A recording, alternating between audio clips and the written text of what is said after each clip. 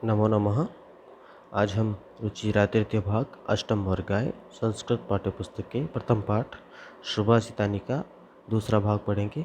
अर्थात हमने पिछली वीडियो में प्रथम, द्वितीय व तृतीय श्लोक के बारे में पढ़ा था। आज हम बाकी के अन्य श्लोकों के बारे में पढ़ेंगे। तो हम शुरू करते हैं। पहला श्लोक है चौथे नंबर का श्लोक है, पीत्वा रसम तु कटुकम मधुरम समानम माधुर्यमेव जनयेन्म मधुमक्षिकासो संतस्थेव समसज्जन दुर्जनानां श्रुत्वा वचः मधुरसुक्तरसम सृजन्ति। ठीक है, आप सब बोलिए। पीत्वा रसम तु कटुकम मधुरम समानम माधुर्यमेव जनयेन्म मधुमक्षिकासो सन्तस्तथैव समसज्जन दुर्जनानां श्रुत्वा वचः मधुरसुक्तरसम सृजन्ति। ठीक है, अब हम इसका अन्वय देखते हैं। अन्वय इसका असो मधुमक्षिका कटुकम मधुरम व रसम समानम पीत्वा माधुर्यम एव जनयेत तथैव सन्तः समसज्जन दुर्जनानां वचः श्रुत्वा मधुरसुक्त रसमं सृजन्ति। ठीक है, ये इसका अन्वय हो गया। अब हम शब्दार्थ देख लेते हैं इसके। तो शब्दार्थ की बात करें तो यहाँ पे मधुमक्षिका अर्थात मधुमक्खी, हनी बी। असो यह, कटुकम अर्थात कटु कड़वा, जो कड़वा कषाय जो होता है वो कड़वा, जैसे नीम है, करेला है, कटु कषाय, कटुकम कटु कड़वा। पित्वा पा कत्वा, पित्वा में कत्वा प्रत्यय लगा हुआ है, पा धातु में कत्वा प्रत्यय लगने से पित्वा बन गया। पीकर, क्योंकि हम कत्वा प्रत्यय लगाने पर कर या कर के अर्थ निकालते हैं, इसलिए यहाँ पर पीकर। माधुर्यम, आप देखिए माधुर्यम मतलब मीठा, मधुर मतलब मीठा, तो माधुर्यम। जन एत उत्पन्न करती है, उत्पन्न किया जाता है, उत्पन्न करती है। संतस्थेव, संत तथा एव, यहाँ पर तीन शब्दों से मिलकर संतस्थेव बना है। संत इस्त तथा एव, सज्जन उसी प्रकार, संत मतलब सज्जन, एव मतलब ही, सज्जन उसी प्रकार ही। वचः अर्थात वचन, वचन को श्रुत्वा, यहाँ भी कत्वा प्रत्यय तो सुनकर। सृजन्ति, सृजन करते हैं अर्थात निर्माण करते हैं या रचना करते हैं। मधुर सुक्त रसम अर्थात मधुर सुक्तियों के रस को, मधुर सुक्ति जो होती है जो आप पढ़ रहे हैं अभी, ऐसी मधुर सुक्तियों के रस को।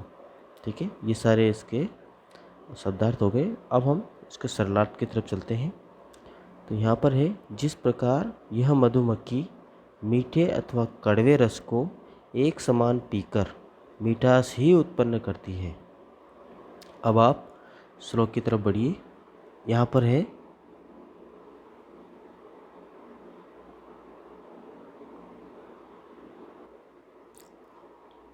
यहाँ पर श्लोक में देखते हैं हम, पीत्वा अर्थात पीकर, रसम तु कटुकम मधुरम समानम अर्थात कड़वा या मधुर रस पीकर भी मधुमक्षिका क्या करती है, माधुर्यम एव माधुर्य ही अर्थात मीठा ही, जन्म येन्म अर्थात जनयेत, यहाँ पर जनयेत, और मधुमक्षिका असो अर्थात मधुमक्षिका के द्वारा मीठा ही रस उत्पन्न किया जाता है।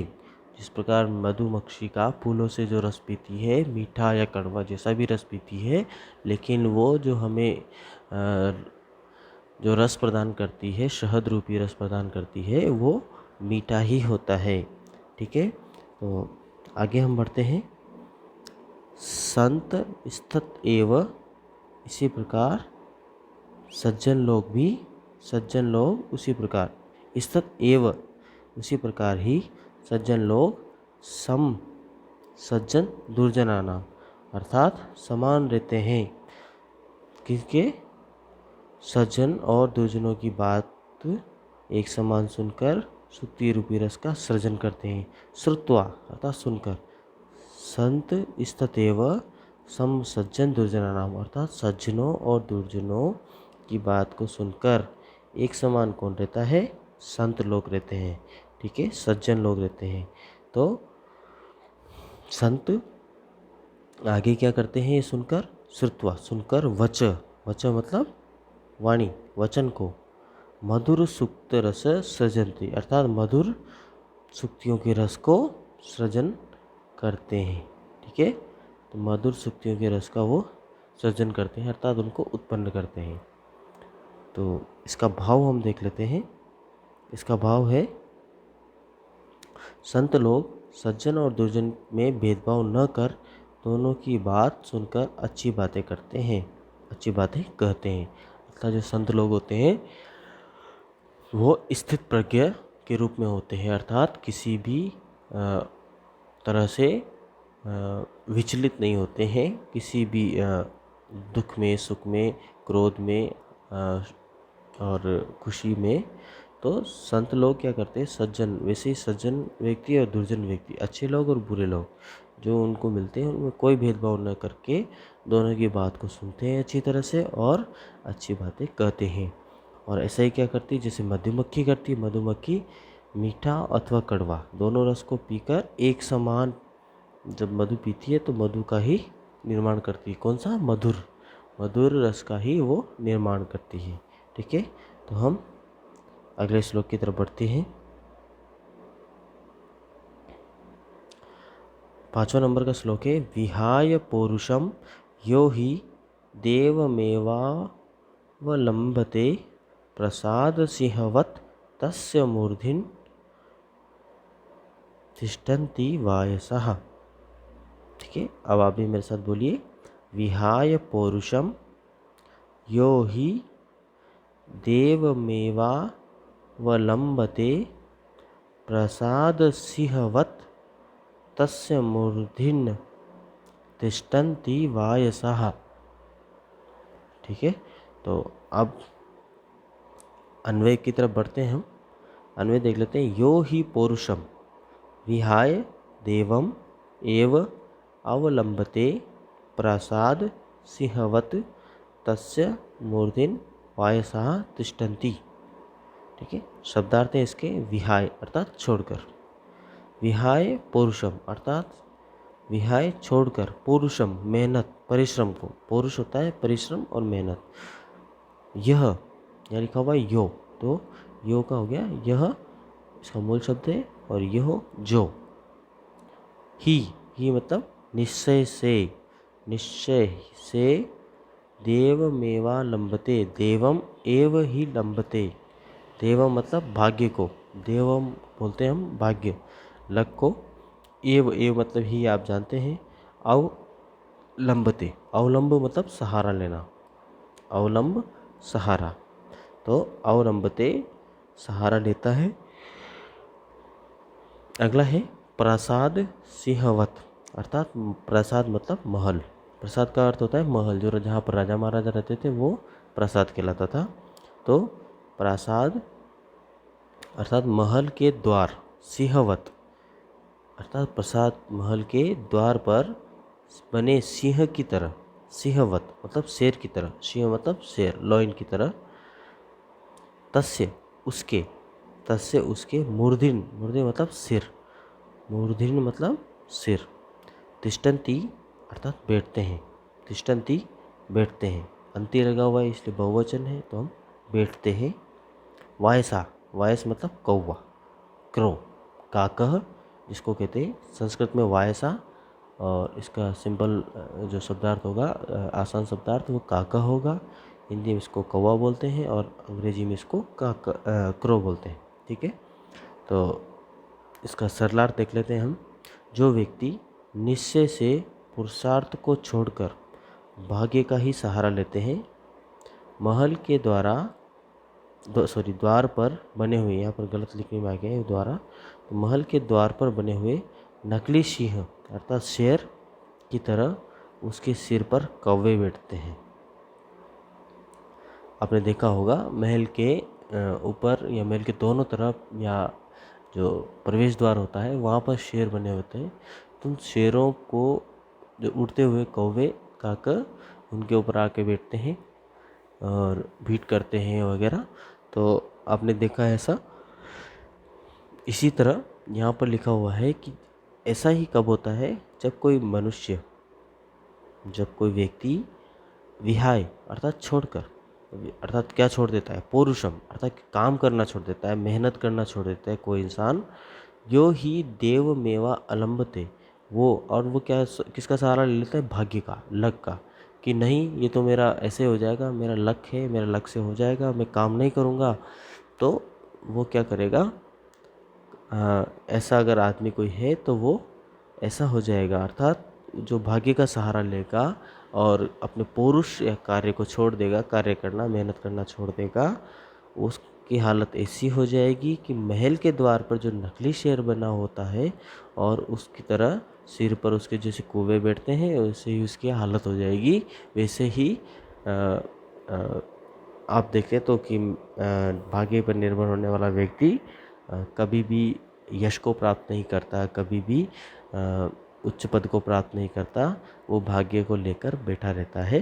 ठीक है। तो जो उच्च पद है या भाग्य की अच्छे जो पद हैं या ऊंचाइयां हैं उनको वो प्राप्त नहीं कर पाता, वो वहीं का वहीं बैठा रह जाता है। तो भाव इसका है व्यक्ति को कभी भी अपने भाग्य पर निर्भर नहीं होना चाहिए। ठीक है। आपको कभी भी भाग्य पर निर्भर नहीं होना है, आपको हमेशा परिश्रम करना है। तो बल्कि सदैव अपना पुरुषार्थ करते रहना चाहिए। पुरुषार्थ मतलब परिश्रम करते रहना चाहिए। भाग्य पर भरोसा करने वाला व्यक्ति सदैव दिखावा ही करता है, अर्थात जो भाग्य पर आश्रित रहता है वो कहता है हाँ ऐसा हो जाएगा, ऐसा मेरा भाग्य मेरा साथ देगा, मैं ऐसा हो जाऊंगा, मैं अमीर हो जाऊंगा, ये मेरा काम हो जाएगा। तो बच्चों ऐसे आपको नहीं करना है, आपको परिश्रम करना है। और परिश्रम एक ऐसी चीज़ है जिसका कोई विकल्प नहीं है, अर्थात परिश्रम ही एक ऐसी चीज़ है जिसका कोई विकल्प नहीं है, इसका कोई ऐसा शॉर्ट ट्रिक नहीं है कि आप इससे काम को कर लो। ठीक है। परिश्रम एक ऐसी चीज़ है जो परिश्रम से ही होगा। ठीक है। तो हम अगले श्लोक की तरफ बढ़ते हैं।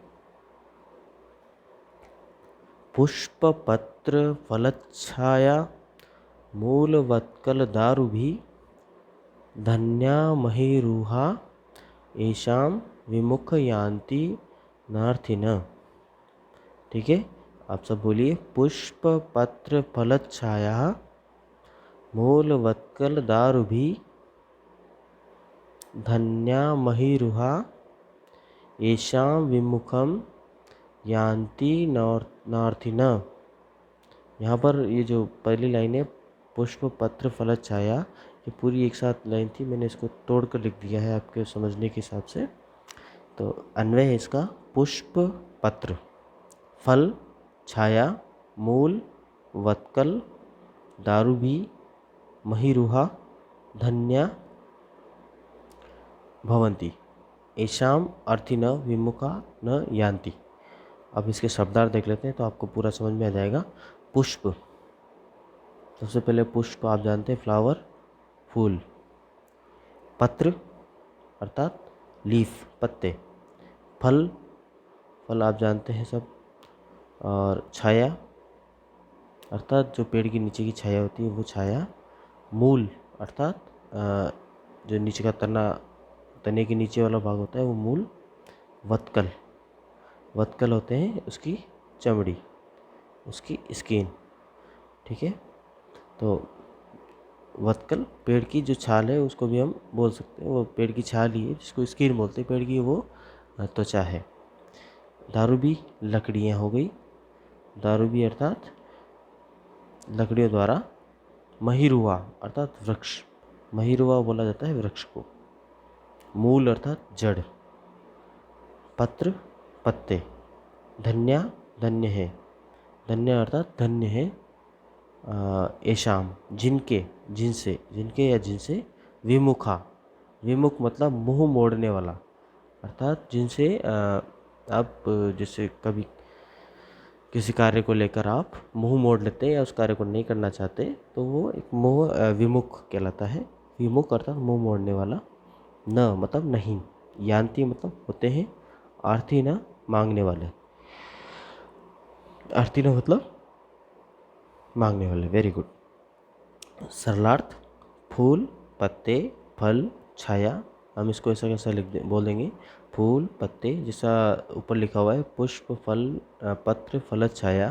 फूल, पत्ते, फल, छाया, जड़, छाल और लकड़ियों से। छाल आप समझ गए क्या है, वत्कल, और दारू भी मतलब लकड़ी, ठीक है, लकड़ियों के द्वारा वृक्ष धन्य होते हैं। मतलब ये वृक्षों में ये सब चीज़ें पाई जाती है और ये सब हमारे काम की चीज़ें हैं और इनसे हमारा काफ़ी कार्य साधन होता है, ठीक है। तो ये है, इन सब से पेड़ क्या है, धन्य है, धान्य से परिपूर्ण है। तो धान्य से ये, इनसे धन्य है ये सब चीज़ें, इसके उनके पास होती हैं, जिनसे मांगने वाले कभी विमुख, निराश वापस नहीं होते। अर्थात आप कोई पेड़ है, अगर वहाँ पे जाके आप लकड़ी लाना चाहेंगे तो आपको लकड़ी के लिए वो मना नहीं करेगा। तो आप उसकी छाल के लिए, आप उसके तने के लिए, या कुछ भी आप उसके साथ कर रहे हैं, आप पेड़, फल, पुष्प कुछ भी ला सकते हैं, तो पेड़ आपसे कभी मना नहीं करता है। तो ऐसे धन्या महिरुहा ऐशाम विमुख यान्ति न अर्थिन, न अर्थिन अर्थात मांगने वाले से वो कभी मना नहीं करते हैं। तो सदैव वृक्ष सदैव परोपकार करते हैं। वृक्ष हमारा क्या करते हैं, सदा परोपकार करते हैं। दूसरों के ऊपर उपकार, परोपकार मतलब परह उपकार, अर्थात दूसरों के ऊपर उपकार करते हैं। कौन, वृक्ष। वे अपने शरीर के अंगों से सदैव लोगों का भला ही करते रहते हैं। ये सब क्या होते हैं, उसके शरीर के अंग होते हैं। वो उसका एक बॉडी है, उस बॉडी के पूरा स्ट्रक्चर वो है। तो इस शरीर के अंग हैं, जैसे आपके हाथ पैर हैं, हाथ उसकी डालियां हैं, आपके पैर हैं उसके जड़ है, और ऐसे ही आपकी त्वचा और उसकी छाल होती है। तो ऐसे ही वे अपने शरीर के अंगों से सदैव लोगों का भला ही करते रहते हैं। हमें भी वृक्षों की तरह इस प्रकार से लोगों की ही नहीं अपितु समस्त जीवों की सेवा करनी चाहिए, ठीक है। तो हमें इससे सीख मिलती है कि हमें सबसे पहले तो ज़्यादा से ज़्यादा पेड़ लगाने चाहिए, ताकि हमें ज़्यादा से ज़्यादा ऐसी चीज़ें उपलब्ध हो सके, क्योंकि पेड़ नहीं होंगे तो ये चीज़ें हमें उपलब्ध नहीं होंगी।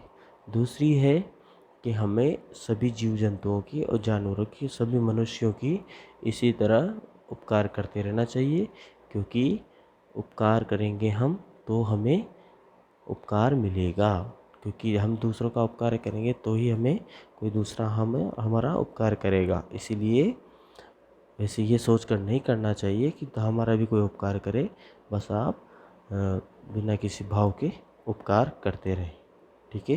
पेड़ ये नहीं सोचता है कि जो डाली लेके जा रहा है या जो हमारे फल लेके जा रहा है वो हमें पानी डालेगा, ठीक है। तो ऐसा नहीं करना, बस आप परोपकार करते रहें। आगे बढ़ते हैं। चिंतनीय ही विपदाम आदावेव प्रतिक्रिया न कूपकर्णम युक्त प्रदीप्ते वहिन्ना गृह। अर्थात यहाँ पे थोड़ा, ठीक है, हम इसी को पढ़ लेते हैं अभी। आप सब बोलिए, चिंतनीय ही विपदाम आदावेव प्रतिक्रिया न कूपकर्णम युक्तम प्रदीप्ते वहिन्ना गृह, ठीक है।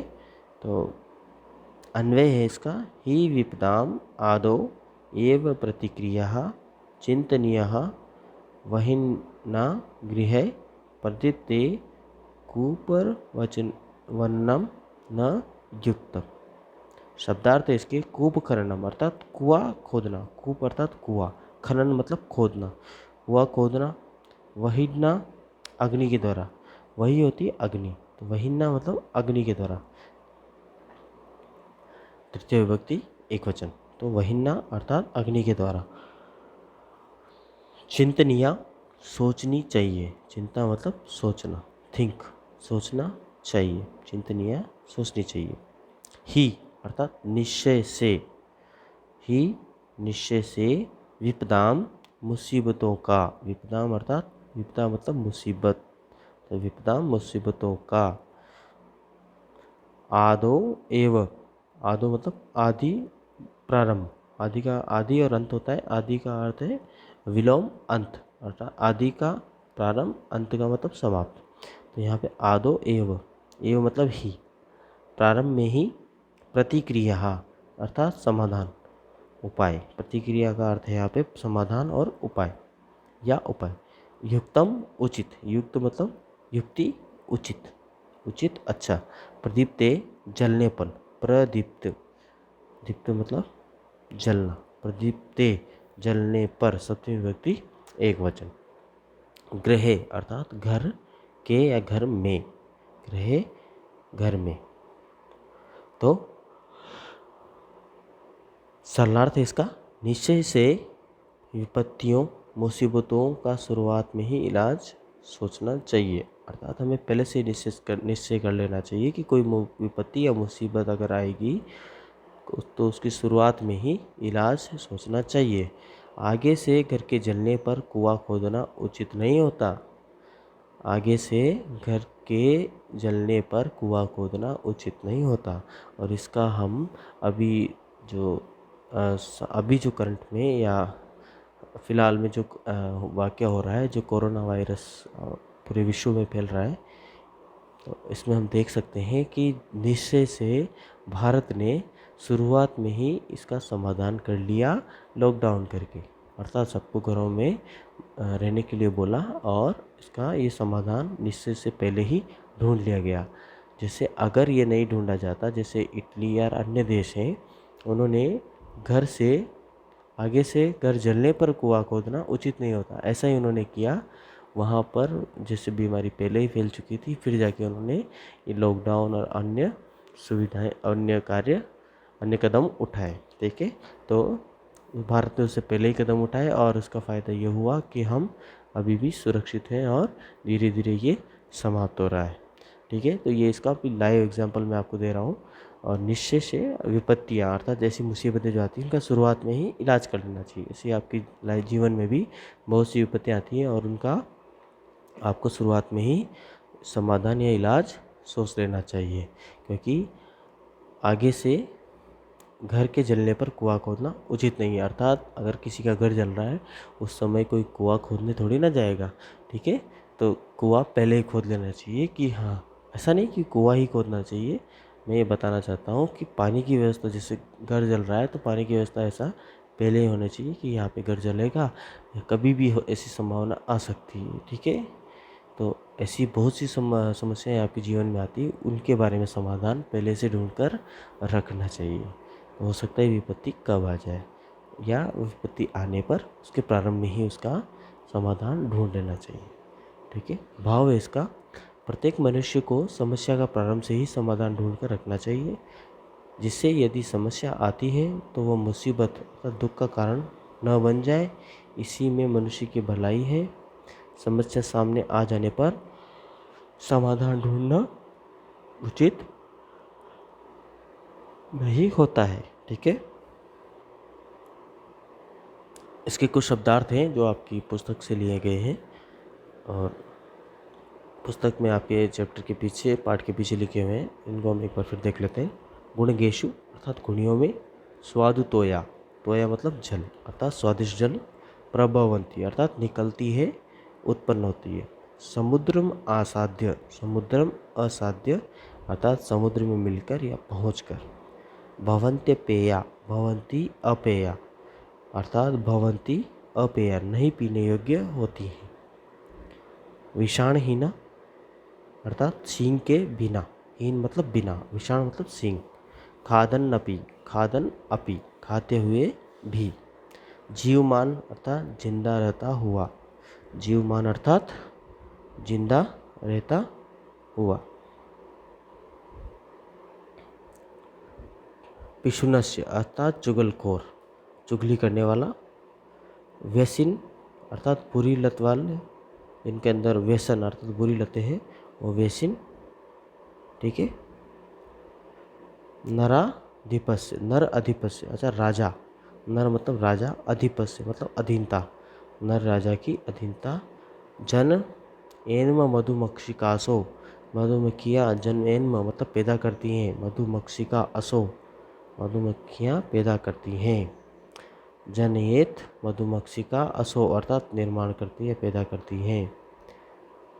संत स्थेव, संत तथा एव वैसे ही सज्जन, ठीक है, सृजंती अर्थात निर्माण करते हैं।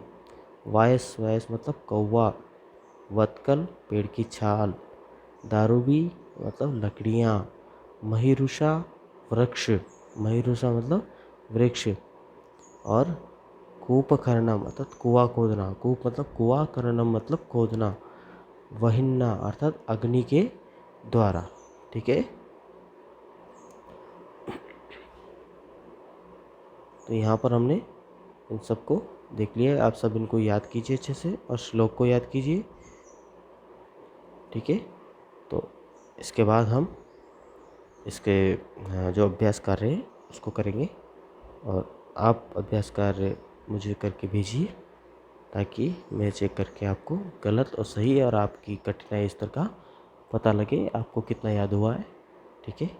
तो हम इसी के साथ इस चैप्टर समाप्त करते हैं, पाठ को समाप्त करते हैं। नमस्कार, धन्यवाद।